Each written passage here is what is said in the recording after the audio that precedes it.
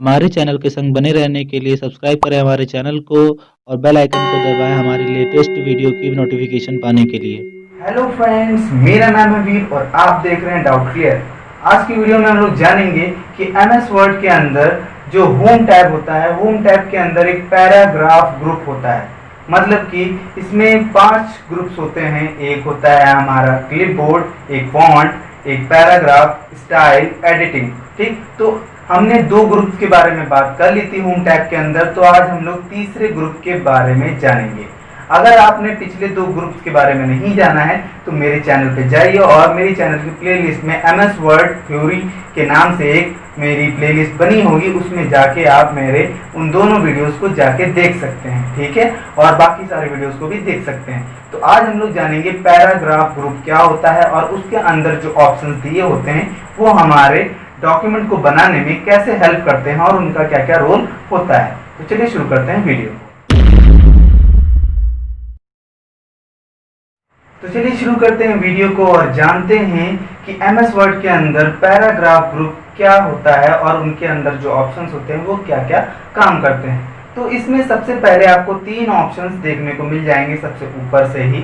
ठीक है, वो तीनों ऑप्शन एक दूसरे से जुड़े हुए हैं। मतलब ऐसा कह लीजिए कि ये तीनों लगभग एक दूसरे से मिलते जुलते हैं। ठीक, ये तीनों हम एक ही काम करते हैं, एक लिस्ट बनाने के लिए काम करते हैं। ठीक है, इनमें जो होता है ये जैसे हम लोग कोई पैरा लिख रहे हैं तो पैरा में हम लोग लिखते लिखते हम लोगों ने कुछ पॉइंट्स लिखने हैं। ठीक, तो उन पॉइंट्स को डिफाइन करने के लिए इनका रोल होता है। पहला ऑप्शन मिल जाएगा आपको बुलेट्स का। अब आप बुलेट्स में जो राइट में हल्का सा एक ऑप्शन मिल रहा होगा एरो टाइप में, उस पर जब आप क्लिक करेंगे तो बुलेट्स के कई सारे ऑप्शंस मिल जाएंगे। ठीक है, उनमें से आप कोई सा भी बुलेट चूज कर सकते हैं। ठीक, जैसा कि मैंने बताया कि ये जो होता है ये हमारे लिस्ट को बनाने के लिए काम में आता है। मान लीजिए मेरे पास कोई लिस्ट है जिसमें मैंने 1 2 3 4 या नहीं 1 2 3 4 तो कोई सिंबल डालना है, तो हम इन बुलेट्स के जरिए डाल सकते हैं। उसके बाद आपको एक साइड में उसी में ही एक और ऑप्शन मिल रहा होगा नंबर्स का।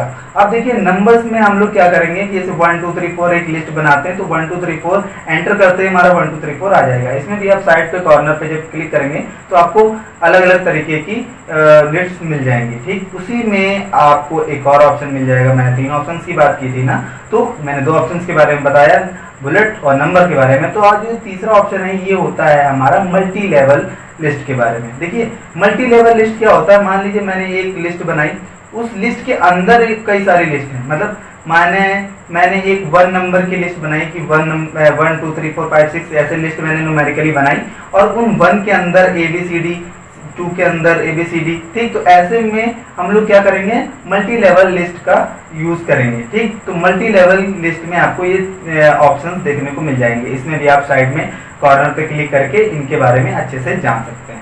तो अब उसी के बाद आपको एक और 2 ऑप्शन मिल जाएंगे। ठीक, मतलब एक ही ऑप्शन के अंदर 2 ऑप्शन मिल जाएंगे, इंक्रीज और डिक्रीज इंडेंस। ठीक, आप अलग अलग क्लिक करेंगे तो आपको पहले डिक्रीज इंडेंस मिलेगा, फिर इंक्रीज इंडेंस मिलेगा।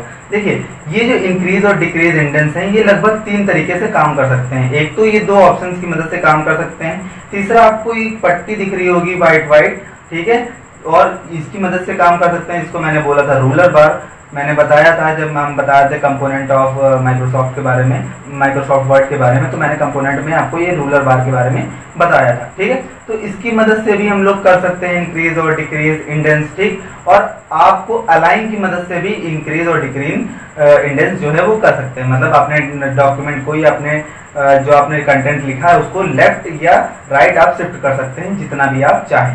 ये जो इंक्रीज और डिक्रीज इंडेंस होता है ये सिर्फ हमारे जो कंटेंट होता है, जितना हमारा सेलेक्टेड कंटेंट होता है उसको हम लोग साइड में इस तरफ या साइड में इस तरफ कर सकते हैं। जैसा कि आपने पोएम्स में देखा होगा, पोएम्स में जो होता है वो कुछ पोर्शन, कुछ लाइंस इस तरफ लिखी होती हैं और कुछ लाइंस इस तरफ लिखी होती हैं। तो वो किसकी मदद से होता है, वो होता है हमारा इंक्रीज और डिक्रीज इंडेंस की मदद से, या फिर कह लीजिए रूलर बार की मदद से, या फिर कह लीजिए कि अलाइनमेंट की मदद से होता है। ठीक है, और इसके बाद आपको 2 ऑप्शन और देखने मिल जाएंगे उसी लाइन में ही, मतलब ऊपर की लाइन में ही आपको इनके बाद 2 ऑप्शन और देखने को मिल जाएंगे, जिसमें कि सबसे पहला होता है हमारा शॉर्टिंग।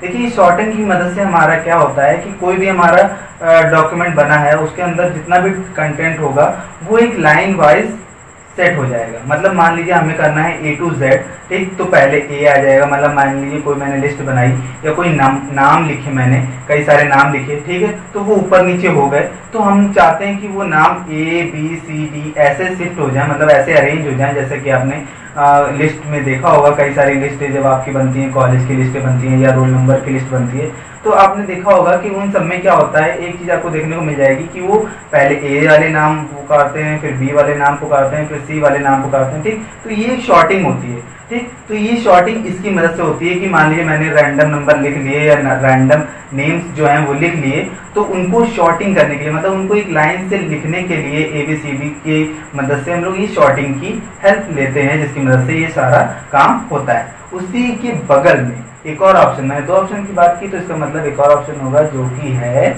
हमारा हाइड एंड शो का। देखिए इस हाइड एंड शो का ज़्यादा कोई रोल नहीं है, बस इतना सा इसका रोल है कि मान लीजिए मैंने डॉक्यूमेंट बनाया और उसमें कई सारे वो पैराग्राफ्स हैं, ठीक। तो कई सारे पैराग्राफ्स को पहचानने के लिए कि कितने पैराग्राफ्स मैंने बनाए, या पैराग्राफ कहाँ से स्टार्ट हो रहा है, या पैराग्राफ का कि कितना बड़ा पैराग्राफ है वो, ठीक। तो इन सबको पहचानने के लिए हम लोग शो एंड हाइड का यूज़ करते हैं। इसमें क्या होता है, एक सिंबल होता है, वो सिंबल हमारे हर पैरा के लास्ट में जाके लग जाता है। अगर हम लोग को पैरा देखने हैं, जैसे कभी कभी बहुत ज़्यादा कंटेंट लिखा होता है, तो हम लोग पहचान नहीं पाते हैं कि ये पैरा है या उसी में ही अटैच्ड है, ठीक। तो हम लोग इस शो एंड हाइड की मदद से उस पैरा को जान सकते हैं। ये जो सिंबल है, ये सिंबल उसी पैरा के सारे पैरा के लास्ट में लग जाएगा। उसके बाद आपको, अब मैंने ऊपर की लाइन के बारे में बात कर ली है, तो अब हम लोग चलते हैं नीचे की लाइन की तरफ। तो नीचे की लाइन में क्या आपको अलाइन देखने को मिल जाएगा।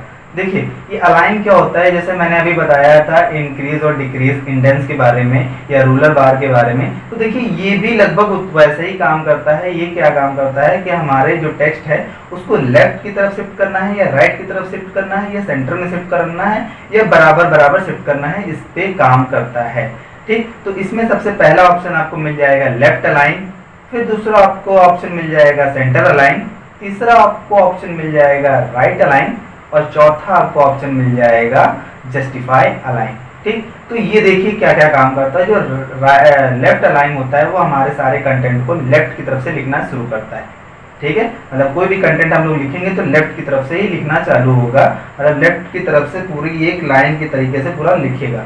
और अगर हम लोगों ने सेंटर लाइन लगाया तो हमारा टेक्स्ट जो है वो सेंटर से लिखना शुरू होगा, ठीक। सेंटर से लिखा, जैसे 4 वर्ड मैंने लिखे और फिर उसके बाद एंटर कर दिया, तो वो जो 4 वर्ड है वो बिल्कुल सेंटर में आके रुक जाएंगे, ठीक है, वो साइड में नहीं होंगे। और अगर हमने राइट अलाइन लगाया तो मेरा कंटेंट जो होगा वो सारा का सारा राइट से लिखना शुरू होगा, लेफ्ट से लिखना या सेंटर से लिखना नहीं शुरू होगा।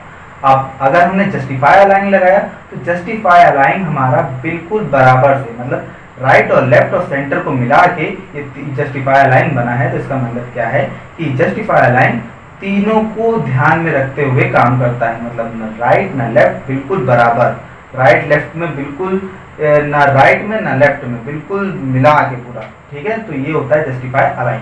और अब हमारा लास्ट में जो 3 ऑप्शन बचते हैं, इन 3 ऑप्शंस में सबसे पहले आपको, मतलब इन 3 में जो पहला ऑप्शन है वो है हमारा लाइन स्पेसिंग का। देखिए पैराग्राफ लिखते समय हम लोगों को लाइन की स्पेसिंग का बहुत ज़्यादा ध्यान देना पड़ता है, वरना हमारी लाइन आगे पीछे ऊपर नीचे कैसे भी लिखी जा सकती है, ठीक है, अपने आप लिख जाएगी। तो अगर उस लाइन को अरेंज करना है तो हम लोग इस लाइन स्पेसिंग की मदद से अरेंज करेंगे। देखिए जब हम लोग कभी डिफ़ॉल्ट में जब हम लोग कभी भी MS वर्ड यूज़ करते हैं तो हमारा जो लाइन का स्पेस होता है वो काफ़ी दूर दूर होता है, क्योंकि हमारा MS वर्ड काफ़ी दूर दूर लिखता है हर चीज़ को, ठीक है। तो हम उस लाइन स्पेसिंग की मदद से काफ़ी हद तक या बहुत ही ज़्यादा अपने टेक्स्ट को अरेंज कर सकते हैं, उस पैरा को अरेंज कर सकते हैं, पैराग्राफ को, ठीक है। पैराग्राफ के बीच में कितना स्पेस होना चाहिए, कितना नहीं होना चाहिए, ये सब इस पैराग्राफ स्पेसिंग की मदद से हो जाता है, पैराग्राफ लाइन स्पेसिंग की मदद से, ठीक है। अब इसके बगल में एक और ऑप्शन होगा जिसकी मदद से हम लोग क्या करते हैं, बैकग्राउंड सेलेक्ट करते हैं पूरे पैराग्राफ का। देखिए कई सारे पैराग्राफ होते हैं, तो अगर मान लीजिए हम लोगों ने डिफरेंट पैराग्राफ्स लिखे हैं या डिफरेंट थीम को लेके पैराग्राफ लिखे हैं, तो वो हमारा पैराग्राफ बैकग्राउंड की मदद से हम लोग उसको शेड कर सकते हैं, मतलब उसको कलर्ड कर सकते हैं, मतलब शेडिंग इसको बोलते हैं, ठीक है। तो हम लोग अपने पैराग्राफ में कोई सा भी शेडिंग लगा सकते हैं। उसके लास्ट में एक ऑप्शन और मिल जाएगा, इसका नाम होता है बॉटम बॉर्डर का। ठीक, तो ये बॉटम बॉर्डर आपको नाम से पता चल रहा होगा, ये जो होता है ये बॉर्डर होता है, ये मतलब लास्ट में कितनी जगह छोड़ी जाए इस पे ध्यान देता है। ठीक है, कि लास्ट में हमारी कितनी जगह बचे नीचे के पेज को भरने के लिए। ठीक है, तो ये हमारा बॉटम बॉर्डर सेलेक्ट करता है या चूज करता है या अपने हिसाब से उसको सही मेंटेन करता है, या हम लोग भी उसको कस्टमाइज कर सकते हैं। आई होप आपको ये सारे ऑप्शन बिल्कुल अच्छे से समझ में आए होंगे। अगर आपको इन ऑप्शंस में कोई भी प्रॉब्लम है तो आप मुझे कमेंट करके ज़रूर पूछ सकते हैं, मैं उसका आंसर देने की ज़रूर कोशिश करूँगा। और अब आप हमको इंस्टाग्राम और फेसबुक पेज पे भी फॉलो कर सकते हैं।